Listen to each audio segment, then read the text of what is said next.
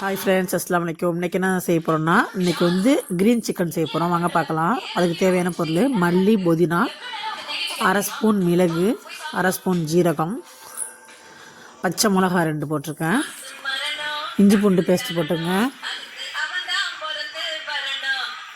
எல்லாம் எலுமிச்சை பழம் பாதி ஊற்றிங்க.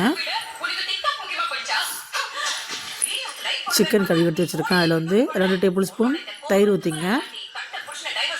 அரைச்சி வச்சுருக்கோம்ல அந்த பேஸ்ட்டு, மல்லிக்கீரை, புதினா, பச்சை மிளகாலாம் அதை போட்டுங்க. கார்ன்ஃப்ளவர் மாவு 2 ஸ்பூன் போட்டுங்க.